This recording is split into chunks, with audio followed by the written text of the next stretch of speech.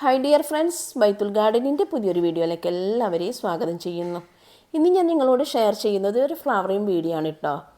Heliconia സ്പിറ്റാകോറം എന്ന ഈ ചെടിയെക്കുറിച്ചാണ്. പണ്ട് മുതലേ നമ്മൾ കണ്ടുവരുന്ന ഈ ചെടി ഇപ്പോൾ ഫ്ലവർ ഷോപ്പിലൊക്കെ നല്ല ഡിമാൻഡാണ്. കാരണം ഇതിൻ്റെ ഇലകളും പൂക്കളുമൊക്കെ ബൊക്കെ കെട്ടാൻ, അതുപോലെ തന്നെ ഡെക്കറേഷൻ ചെയ്യാനൊക്കെ ഉപയോഗിക്കുന്നുണ്ട് കേട്ടോ. നമ്മുടെ ആന്തൂര്യത്തിൻ്റെ പൂക്കൾ പോലെ, അതുപോലെ തന്നെ ജറബറ പൂക്കൾ പോലെ തന്നെയാണ് ഈ ചെടി നമ്മൾ വളർത്തിയിട്ടുണ്ടെങ്കിൽ നമുക്ക് നല്ലൊരു വരുമാന മാർഗം കൂടിയാണ് കേട്ടോ. 60 തരം വെറൈറ്റി ഹൈക്കോണിയ പ്ലാന്റ്സ് ഇന്ന് അവൈലബിൾ ആണ്. നമുക്ക് മിതമായ ഒരു സൂര്യപ്രകാശത്തിലാണ് ഇത് വളർത്തേണ്ടത്.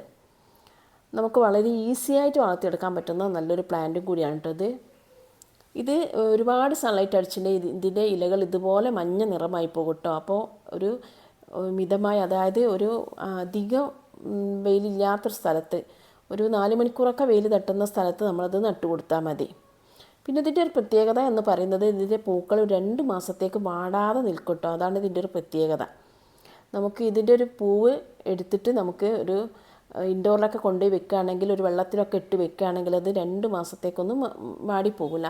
ഇതൊരു തണ്ടിങ്ങനെ നീണ്ട് വന്നിട്ടാട്ടോ അതിൽ ഇങ്ങനെ ഫ്ലവർ ഉണ്ടാവുന്നത്, നമ്മൾ ചെറുപറ പൂക്കളെ പോലെ തന്നെ. പിന്നെ നഴ്സറിയിലൊക്കെ ഇത് വളർത്തുന്നത് ഗ്രോ ബാഗിലാണ് കേട്ടോ. നമ്മൾ ഈ ഗ്രോ ബാഗിൽ ചെടി വാങ്ങിക്കൊണ്ടുപോയാൽ നമ്മൾ ഒരിക്കൽ ചട്ടിയിൽ വളർത്താത്തതാണ് നല്ലത്. ഇത് നമുക്ക് മണ്ണിൽ നടുന്നതാണ് കേട്ടോ ഏറ്റവും ബെസ്റ്റ്. കാരണം ഇതിൽ നമുക്ക് ഒരു തൈ നട്ടിട്ടുണ്ടെങ്കിൽ തന്നെ നമുക്ക് ഒരുപാട് തൈകൾ ഉണ്ടാവും. അതുകൊണ്ട് തന്നെ നമുക്ക് ഇത് മണ്ണിൽ വെച്ച് കൊടുത്താൽ മതി. ഇത് ഒരു കൂവച്ചെടി പോലെ ആണ്. ഇതിൻ്റെ അടിയിൽ ഒരു കിഴങ്ങുണ്ടാവും. അപ്പോൾ ആ കിഴങ്ങിൽ നിന്നാണ് തൈകൾ ഇങ്ങനെ പൊട്ടി വരുന്നത്. നമ്മുടെ കൂവച്ചെടിയിൽ നമുക്കറിയാം ഒരു കിഴങ്ങുള്ളത്. നമുക്കൊരു തൈ ഇതിപ്പോൾ ഇതിൽ നിന്ന് ഒരു കിഴങ്ങോട് കൂടിയിട്ട് ഒരു തൈ അടർത്തി മാറ്റി നമുക്ക് വേറെ സ്ഥലത്ത് പ്രൊപ്പഗേറ്റ് ചെയ്താൽ മതി കേട്ടോ.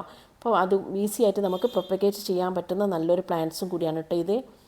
പിന്നെ ഇതിന് യാതൊരു കീടശല്യവും ഇല്ലാത്തൊരു ചെടിയാണ് കേട്ടോ. കാരണം ഇതിൻ്റെ ഇലകൾക്കോ പൂക്കൾക്കോ ഒന്നും യാതൊരു കീടശല്യവും ഇല്ല. അതുകൂടാതെ മഴക്കാലത്തായാലും വേനൽക്കാലത്തൊക്കെ നല്ല രീതിയിൽ ഇതുണ്ടാവും കേട്ടോ.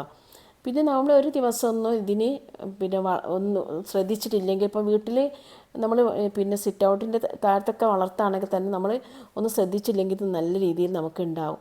പിന്നെ ബോർഡറായിട്ട് സെറ്റ് ചെയ്യാൻ പറ്റുന്ന ഒരു ബെസ്റ്റ് പ്ലാന്റും കൂടിയാണ് ഇട്ടത്.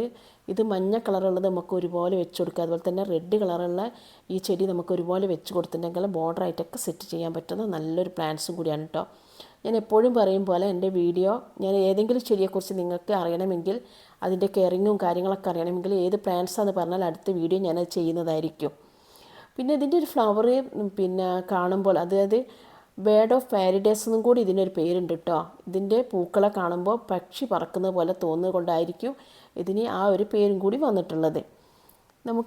ഇത് നമുക്ക് സെറ്റ് ചെയ്യുമ്പോൾ ഒരു കാര്യം, നമുക്ക് ഒന്ന് ഇടവിട്ടിട്ട് നമുക്ക് ഓരോ ബോർഡർ വെച്ച് സെറ്റ് ചെയ്യുമ്പോൾ ഇടവിട്ട് നമുക്ക് ഓരോ ചെടി വെച്ച് കൊടുത്താൽ മതി. ബാക്കിയുള്ള സ്പേസിലേക്കൊക്കെ ഇതിൻ്റെ തൈകൾ ഇങ്ങനെ വന്ന് നിറയുന്നത് കാണാൻ പറ്റുന്നതാണ് കേട്ടോ. പിന്നെ നമുക്ക് ഇതിൻ്റെ ഒരു കാര്യം എന്ന് പറയുന്നത് തീരെ പരിചരണം ഇല്ലാത്തൊരു ചെടിയും കൂടിയാണ് കേട്ടോ. അപ്പോൾ വീഡിയോ എല്ലാവർക്കും ഇഷ്ടപ്പെട്ടോ? വീഡിയോ ഇഷ്ടപ്പെട്ടാൽ ലൈക്ക് ചെയ്യാനും കമൻറ്റ് ചെയ്യാനും മറക്കരുത്. അതുതന്നെ നിങ്ങളുടെ കൂട്ടുകാർക്കൊക്കെ ഒന്ന് ഷെയർ ചെയ്ത് കൊടുക്കാൻ മറക്കരുത്.